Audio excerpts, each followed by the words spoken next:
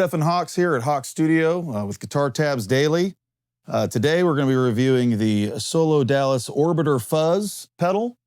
Going to be playing through this 2008 Les Paul Classic, Matchless Independence 35, into my 77 Marshall Blackback 30 cab with an SM57 and a Royer 121. And we got this brownie here regulating the voltage. So yeah, this Orbiter Fuzz is based on a 1966 Arbiter Fuzz. So they've basically recreated, a classic sound of a pedal that none of us could probably afford at this point, unless somebody left one to you. And again, in traditional SoloDallas fashion, simple configuration, nice, tidy design, and all the knobs just kind of do what you need them to do. I seem to find a trend with these things that, like, you just dial these things all the way up and the pedal just rips. You can do more moderate stuff if that's your thing, but when I think fuzz, I don't exactly think, we're going for like restraint. Although, you can do some soft, warm fuzz sounds, but we'll probably be doing a little more of the extreme stuff today. But it can do all that, but again, right off the bat, just basically cranking this thing all the way up. So yeah, the controls are pretty simple. The way they work, you've got the bias knob is basically controls the voltage to the transistor. So if you turn it clockwise all the way to the right, you get the most open sound. If you put it to the left, then the sound ends up getting kind of more squelched and controlled. And you can get kind of gnarlier, more contained sounds that way. The gain and the fuzz, basically it's just, more fuzz and more gain and more output. So again, it's pretty straightforward. Not a ton to do there other than just kind of enjoy it. So it's not the most fiddly. It just kind of works and does the thing. So yeah, I decided to go with a half-step down-tuned, humbucker sound, just because we're doing a fuzz pedal. So not that you can't do it with a single coil or something, but this just kind of seemed like the more appropriate sound to go for. So not that most guys that use fuzz pedals spend a lot of time with the clean, but I do have, I'll start with the Matchless on the clean setting and hear how the Orbiter Fuzz does, and then I'll just go from like a mid-gain or gainy sound and then see what it does to boost, since that's what a lot of guys do with fuzz pedals anyway. They're never totally clean. They just go from gainy to ballistic fuzz gainy. So we'll do all of it, but yeah, so here's the clean. Again, not a spanky, sparkling clean, but a Les Paul high output clean.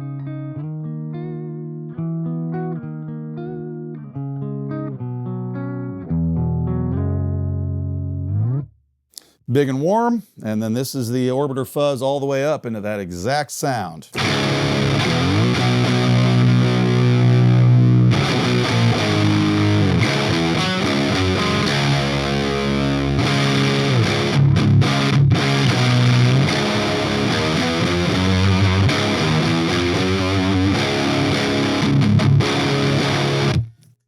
So immediately you can tell that it rules. It just sounds huge and harmonic. What I like is that if you do play it into a clean that doesn't have a ton of gain or push, it's not just completely out of control. It's not squealing. It sounds crazy while you're playing it if you really dig in, but it also does clean up if you play lighter. So it's not the most ballistic fuzz I've ever heard, in the sense that I think it goes kind of more for like the purity of tone and kicking things into fuzz range. But it's not going to be some screechy, annoying nightmare mess where like you can't even play it. It's very practical design. You're getting the sound of the fuzz. As sometimes fuzzes just have, either they're too scooped or they're kind of harsh or they feed back a lot. And of course this thing, it's super punchy, it's super tight, it's super solid, and just takes a boring old clean tone with a Les Paul into just like really cool. It sustains for a long time, but it's not messy. So yeah, you can hear.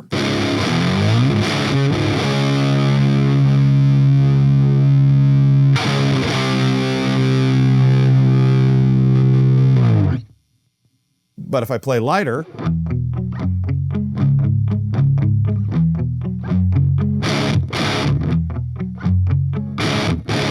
so it's just got, nice control to it.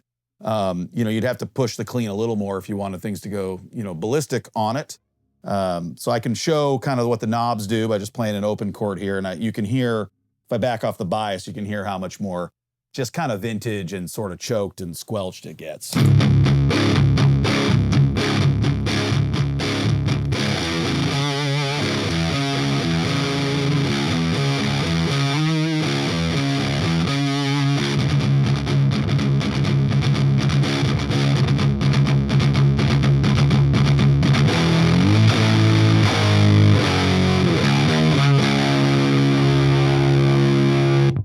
And then if I back off the fuzz, you can hear things get, you know, cleaner, obviously.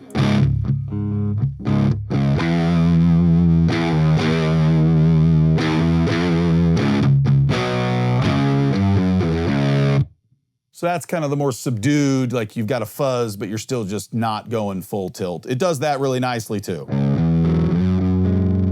It's got that texture of top end in it, but it's not fully distorted.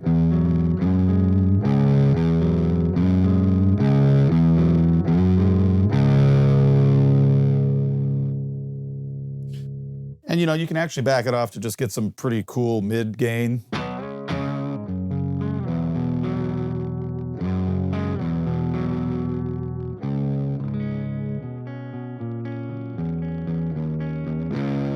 So that's great. However, I suspect most people are not only going to want to rock this all the way up,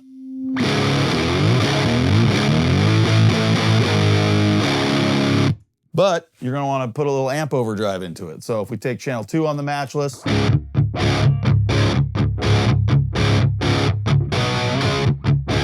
so that's, you know, it's got some gain on it, but as you can see, I'm at, you know, 9 o'clock, 10 o'clock. So if I wanted, I could have this channel do a lot more gain, but it's not going to do a fuzz sound if I push it more.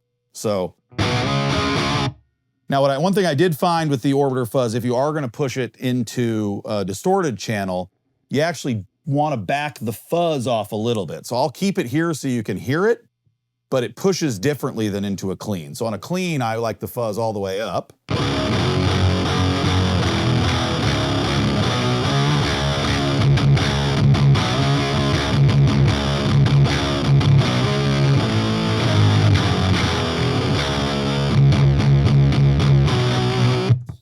And that's a great sound. I mean, if that was your sound, you know, nobody's going to complain.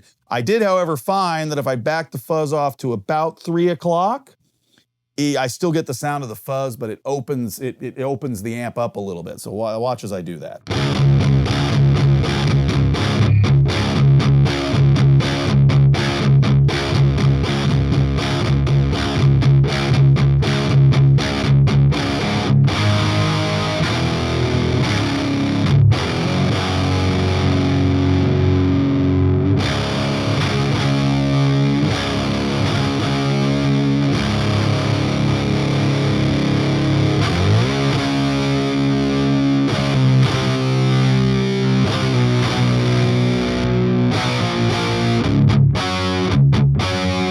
So it takes you from just a classic, nice quality overdrive to madness. And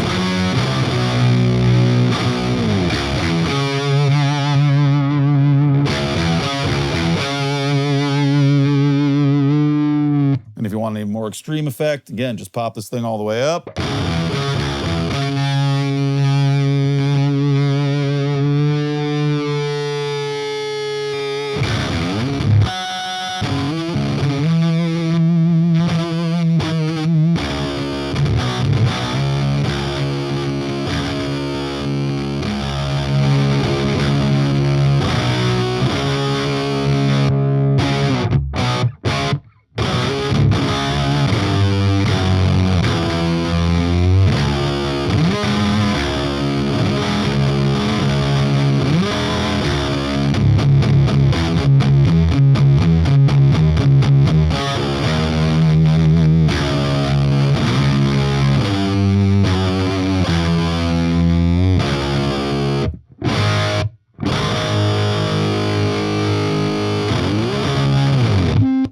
So yeah, so if you want to go ham, it'll do it. You just got to kind of change, you know, just dial in your settings to whatever you want to do. But yeah, this thing sounds great. So I mean, you take a clean amp all the way to, you know, all the way to a ripping fuzz with that grippy texture.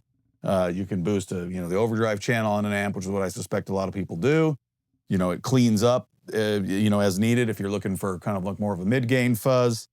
Whole thing sounds really great. I mean, especially as like a studio tool, you could just, go for the really gnarly stuff by putting the bias knob all the way back. And then the tone controls give you a variety of gain and saturation types into the amp. But it plays really nice with the amp.